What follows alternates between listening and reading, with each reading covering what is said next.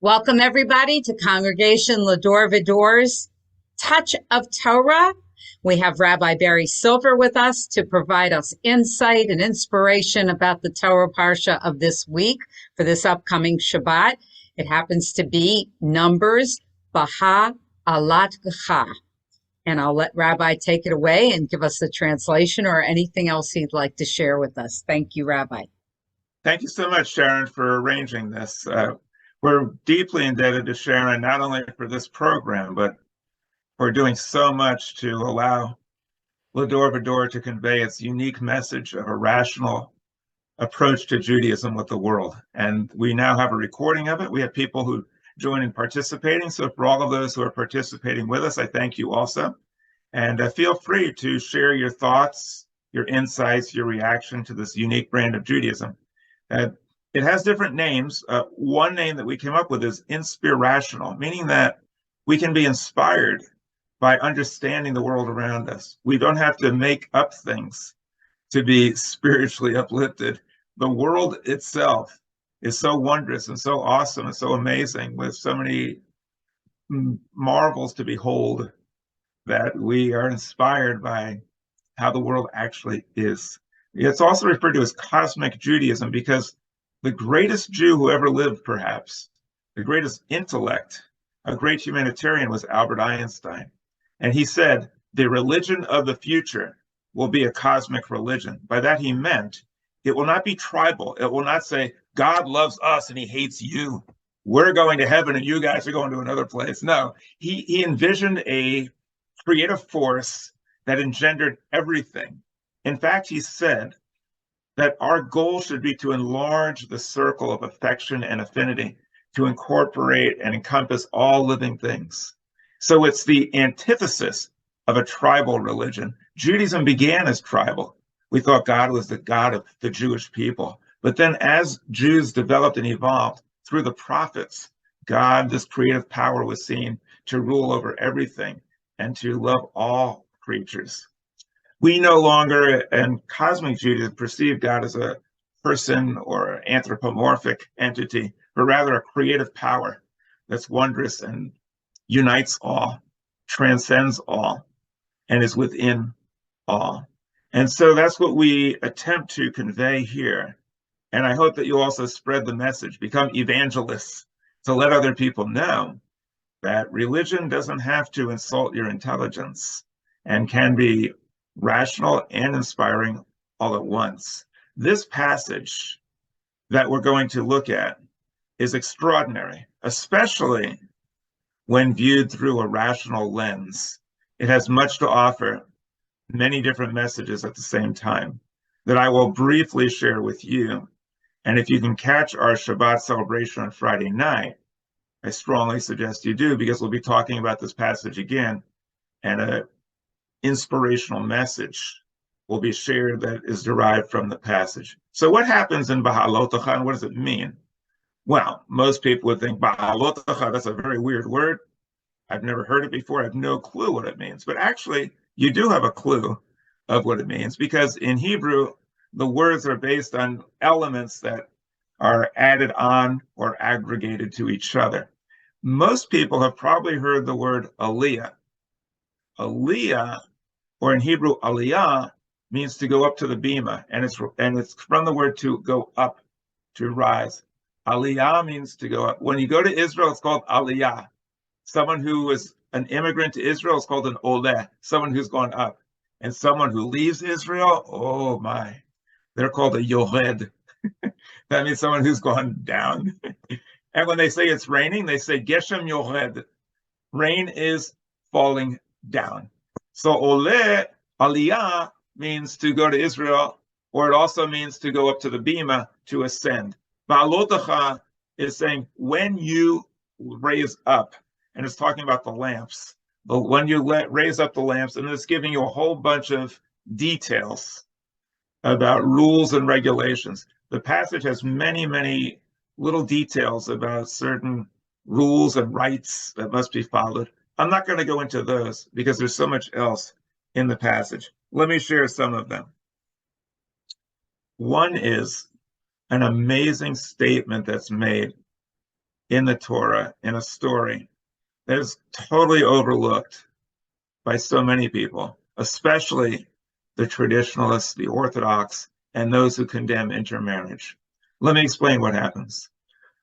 Miriam and Aaron, the siblings of Moses, get into an argument with Moses. They're upset with him. And because they're upset, they decide to throw in something totally out of left field that has nothing to do with what they're talking about. And they say, by the way, you married a Cushite woman. Oh no, what's a Cushite woman? Biblical scholars don't know exactly where Cush is, but it's very good speculation that it's Ethiopia or the Sudan. It's somewhere in North Africa. Why do they think that? Well, Cush was a descendant of Noah through Ham, a descendant of Noah. By the way, we know that's how Noah didn't keep kosher. He named his son Ham, but he had a son named Ham. And then one of Ham's descendants was Cush, and he was located in North Africa. Now, sadly, Noah's son Ham is accused of a crime of seeing his father's nakedness, which was done inadvertently. But because of that, they said, you now will be punished. You, Ham, will be the slave to your brothers. And from that, the people in the Bible Belt, the whites in the United States said, well, see that? The people of North Africa and the African nations, they were meant to be slaves to the whites. It's in the Bible. And sadly, they used the Bible to justify slavery, much as the Bible is used to justify discrimination against women. That's why in Cosmic Judaism, we not only believe in a power that transcends any one group or any one species, we also believe in a concept that liberates ourselves from believing that every word of the Torah is true and rather sees the Torah as the first step towards morality. Therefore, the misogyny, the stories about women being subservient, are not explained away. They're just disregarded as a byproduct of a bygone era. And so we no longer are chained to the past in that way. But in this story, Miriam and Aaron say to Moses, and you married a Cushite woman. What does that mean? He married outside of the faith. He was intermarried. By the way, my friends, if someone ever says, you're violating the laws of Moses because you intermarried, you should say quite to the contrary. Moses intermarried. So I'm confirming the laws of Moses. You, my friend, if you criticize intermarriage, you are violating the laws of Moses. Also, she was dark-skinned.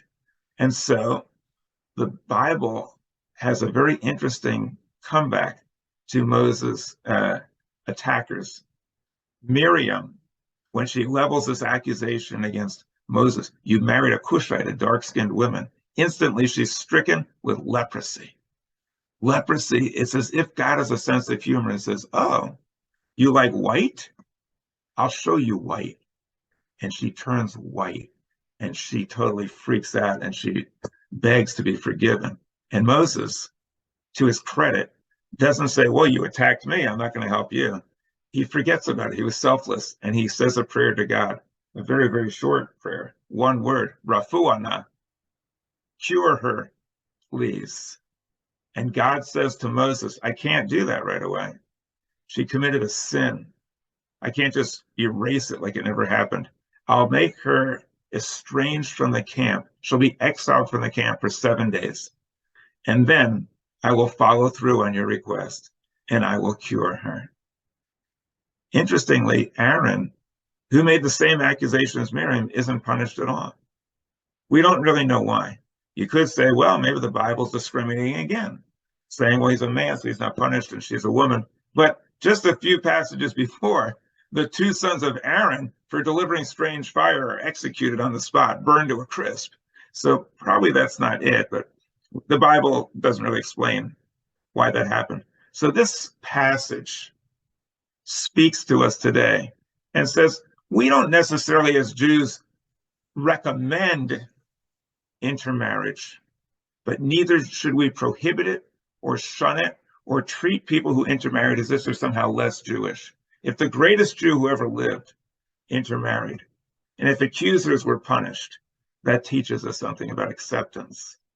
People who convert to Judaism are the most Jewish of all, because unlike those who were born into it and had no choice, they made a conscious choice to embrace Judaism, and oftentimes studied and learned and went through some type of procedure to become Jewish.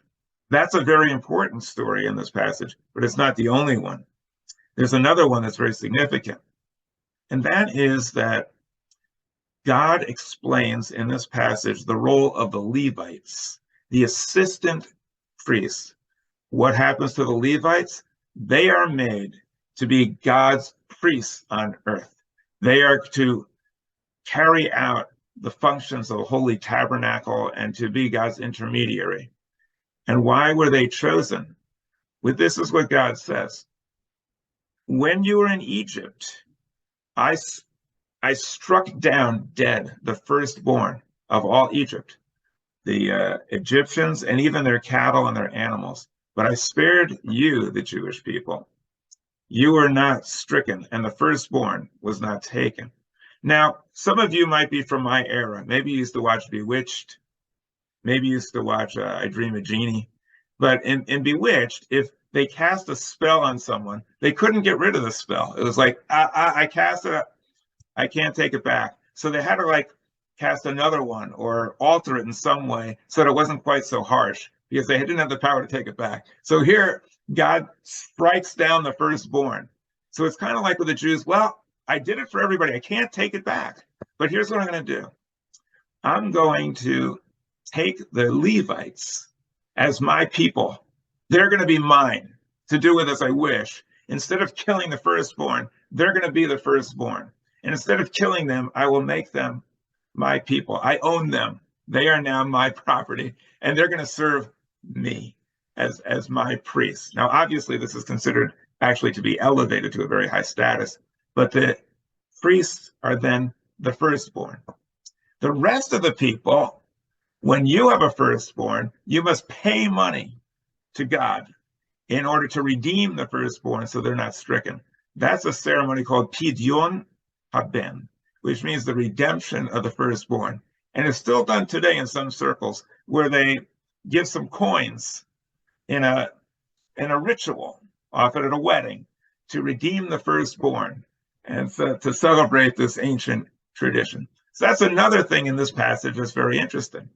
However, both of these, as significant as they are, pale in comparison to another story that takes place in this passage if you are vegetarian or vegan or champion those beliefs. And what is that?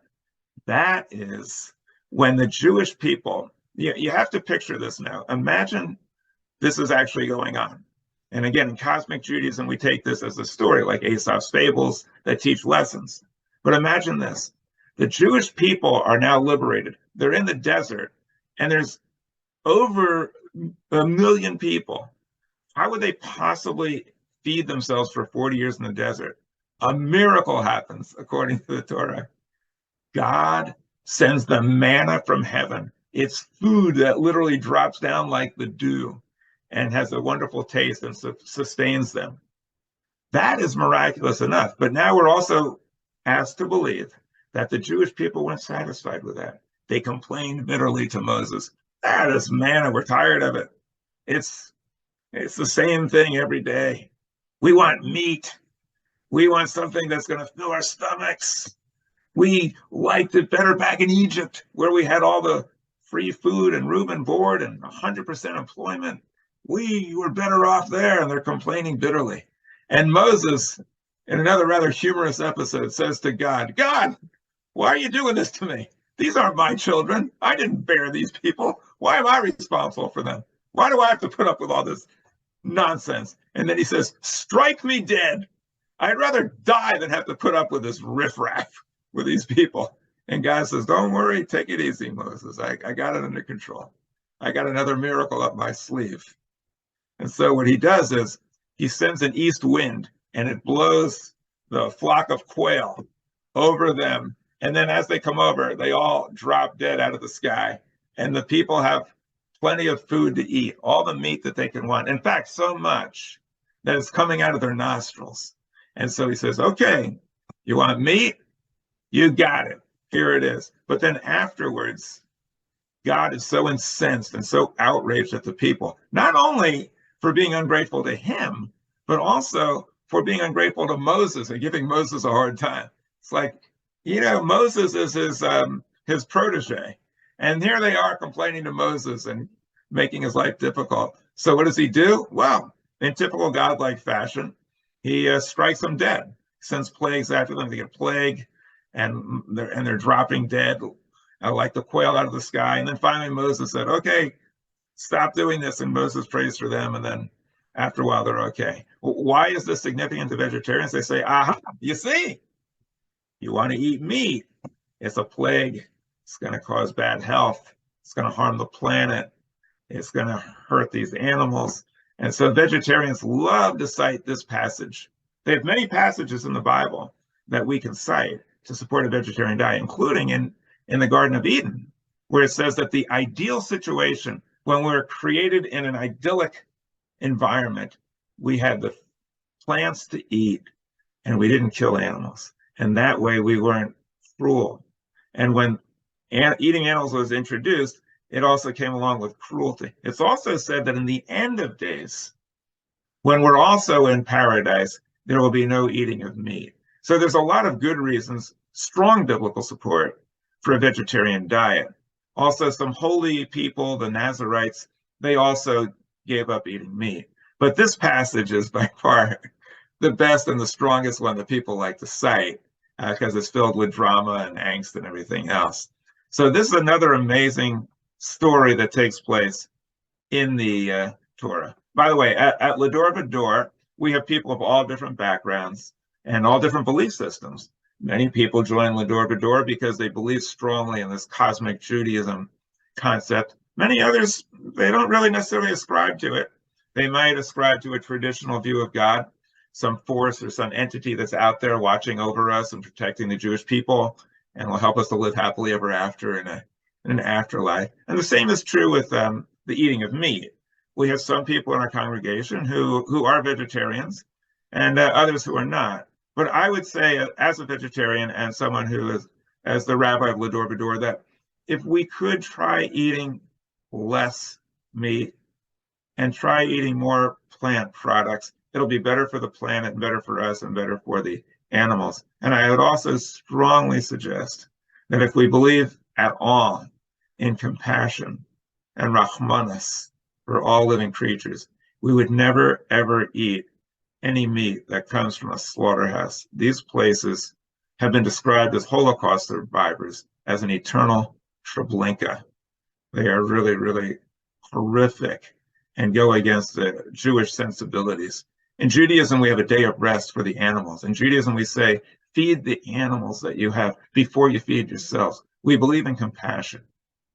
They apparently were influenced by outside cultures that had animal sacrifice, so they weren't quite able to liberate themselves from that and imagine that God actually required that, which is obviously preposterous. But it would be better off if we could gradually wean ourselves as people and as a species from the eating of meat. So those are passages from the Torah, but I'm going to tell you one more in this passage. As if that wasn't enough, there's another remarkable story that's often overlooked, and that is that in the wilderness, these two people go running around prophesying, Eldad and Medad. And what are they doing? Well, they're acting as if they're getting messages from God and they're prophesying. And Joshua, who's the second in command, Moses' lieutenant, is outraged. He's incensed at their chutzpah.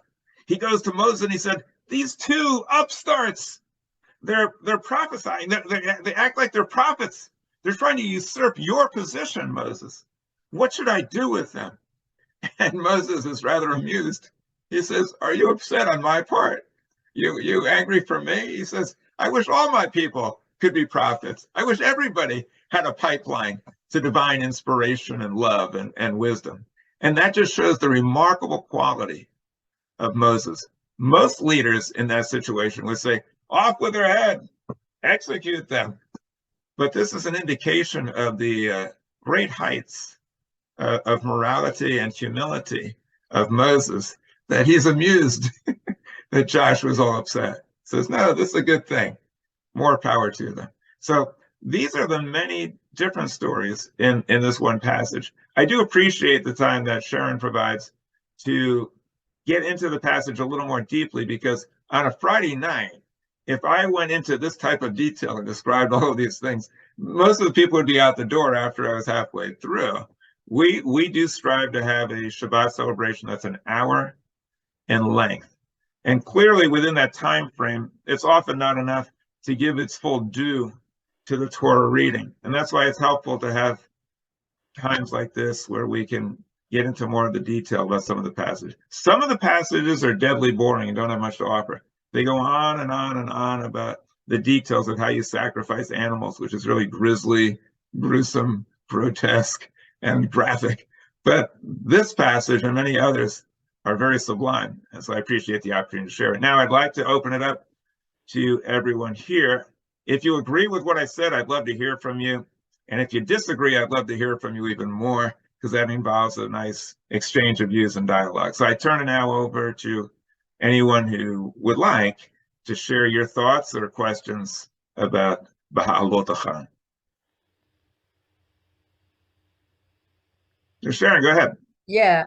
So, in talking about vegetarianism, they're making it so much easier now. They have so many plant-based foods in the supermarket, more so than they've ever had. You can basically get a burger that's plant-based. You can get a pot pie or whatever. I mean, they have so many things, not just, you don't have to just eat salads or vegetables. I mean, I found like 3 things at Publix that are so good that I don't need to eat anything else. I mean, I could eat them every day. They're so good. But, so you've encouraged me to eat less meat, which I don't eat that much anyway, but I eat even less now. So thank That's you for doing awesome. that. Yeah, and it is really wonderful to see all the varieties. I'm not going to lie to you and say that all of the alternatives are the same and taste the same as the originals. You have to shop around and see what you like. And some of the things are hard to duplicate. In my opinion, they have not even come close to duplicating ice cream. Ice cream, they have different types of ice cream. Some of them I can't eat, so I can't really vouch for it. I'm allergic to nuts and I don't eat dairy, but I also can't eat soy. So they do have soy-based ice cream, pecan-based ice cream, and other things. They haven't quite succeeded in that, but in Israel, they are working right now on manufacturing these products in a factory, which don't involve the slaughter of animals at all. But some of the other items are really, really good. I drink flaxseed milk, and to me, it's indistinguishable. I have artificial cheese. I have vegan lasagna that you can find at Publix. Yeah, veggie burgers. There must be 100 different varieties of veggie burgers. And if you go to Houston's in Boca, if you travel down to my neighborhood and go to Houston's, you'll see one of the best veggie burgers ever. I have people who are carnivores who swear by them and would take this even over a regular hamburger. And they dress it up with the cheese and the lettuce and tomato and stuff like that. So there's a lot of great stuff out there that's vegan. And you're right, Sharon. They're coming up with more and more every day. And I look forward. I actually go to the supermarket. I go to Whole Foods to see what are they coming up with now. What new things are out there that I can try. So it's really a wonderful thing. Yeah. Anybody else want to share some thoughts? Me. Hi. I've been a vegan for years. I was a vegetarian for years and years before that, and then I drifted into vegan territory. And Sharon is right, and you're right. I just shopped today and bought tons of vegan stuff, and there is good ice cream. It's called SO. Yeah. And it's pretty good, and but the food is good, it's healthy, and you're saving animals, and I can't stand the thought of animals being harmed. Well, so I started for ethical reasons years ago, and now of course I'm full into it, and it is getting easier to eat out. Much easier in the beginning. It wasn't. I just would go out and just have a salad. But now I can, go out and enjoy myself, and they even have vegan pizzas that are delicious and everything. So yeah, I think it's a good thing. And I think if more people, I'm trying to encourage my son.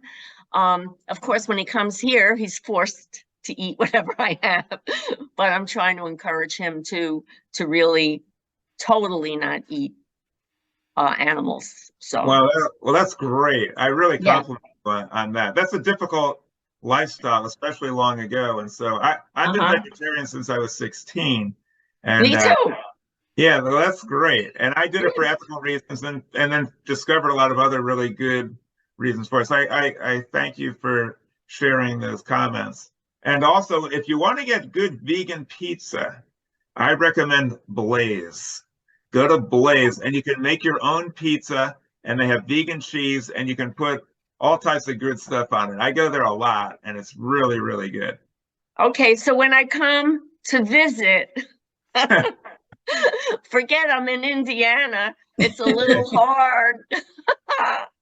Well, Blaze is in West Boca. I suspect it's probably around the Boynton area too. I think it's all over the place, but I know we have one out in West Boca. But thanks a lot, Jenny, for sharing that with us. You're welcome. Anybody else? Okay. Well. Oh yeah, Karen's got her hand raised. Okay. Oh, go ahead, Karen. I can't see everybody for some reason. So Sharon, I'll let you take care of. Okay, go ahead, Karen. Hi. I was sorry about that. That's my bird telling me. She's saying eat plants. Right. She's totally agreeing. Sorry about that. What I wanted to say also was just on the vegetarian thing. Think about also how much medicine people take so that they can continue to eat meat. Right. All these cholesterol medicines that some places now there are communities where doctors are recommending when children turn 15, 16, they should go on this because of the lifestyle of the food that they eat so that they can, not get heart disease. Wouldn't it be better to just not eat the stuff, not have to make the medicine, buy the medicine, sell the medicine, and then have all the side effects of medicines? There's something so holistic about just living off the land, eating the plants. Yeah, absolutely. My two children have never had meat. And so I raised them to be vegetarian, and I always wondered what's going to happen when they get older. What's going to happen when they can decide for themselves? What are they going to do? Or what happens when they go to a friend's house? And I was pleasantly surprised to find out that both of them, one is now 21, the other is 18.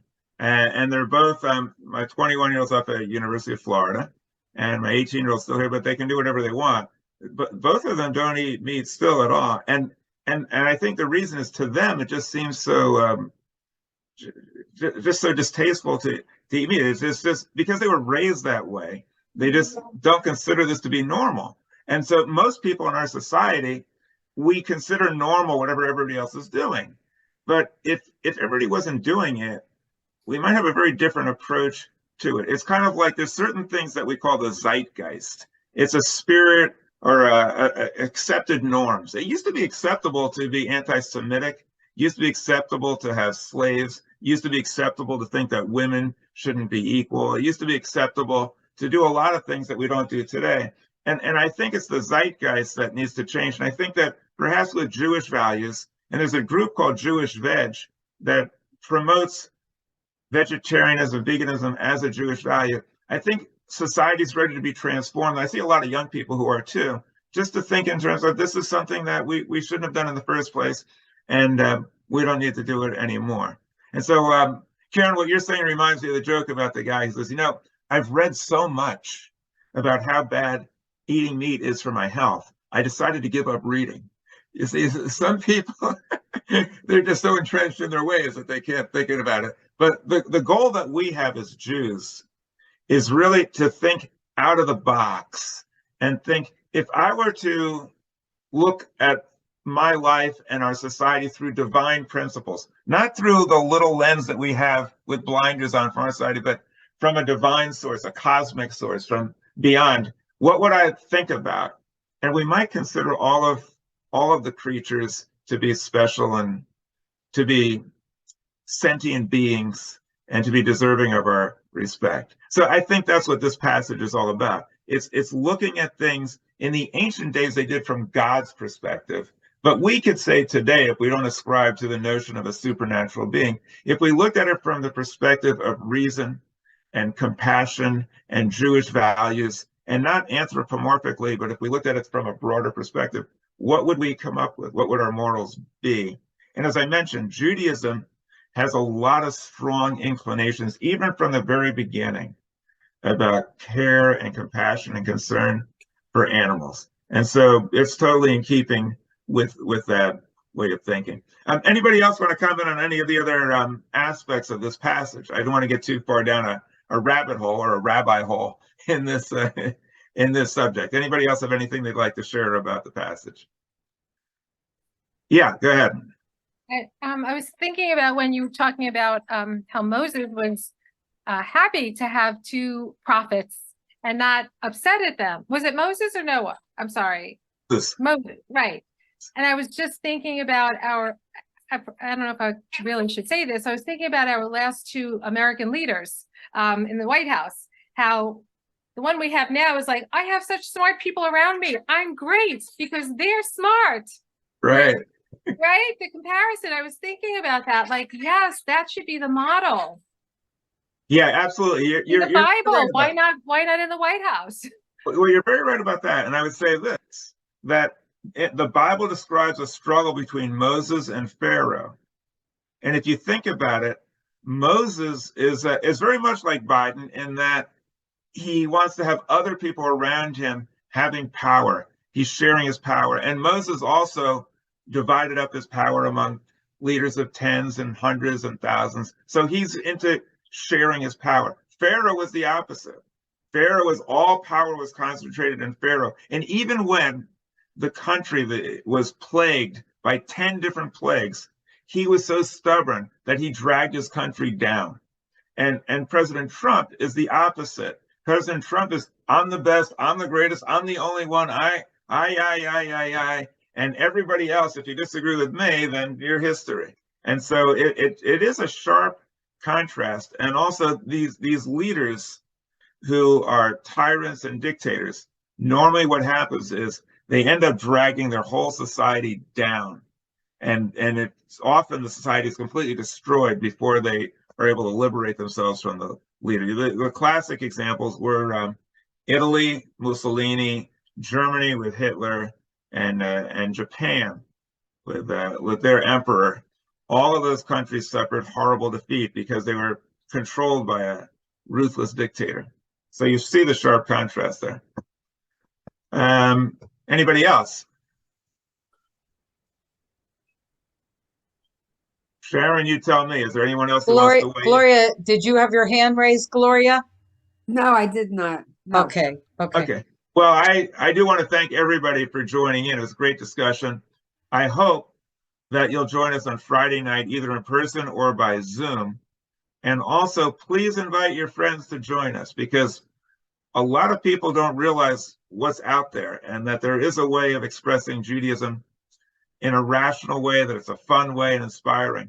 So many people have told me, I've heard so many times as a rabbi, I'm Jewish culturally, but I'm not religious. As if being religious is a dirty word, as if being religious means that you believe a bunch of nonsense. You can be religious and also moral, ethical, lively, fun, open-minded, embracing other cultures. In fact, the more you do those things, the more religious you are. The Jewish religion is based on being kind and getting involved and being spiritual. We shouldn't consider religious to be a dirty word. We should consider religious to be essential to the propagation of Jewish values. So please, thank you for joining us. Spread the word to others, and we'll look forward to seeing you on Friday night at 7:30, either in person or on our website, ledorvador.org. Thank you for joining us, and thank you, Sharon, for making this available. Thank you, guys.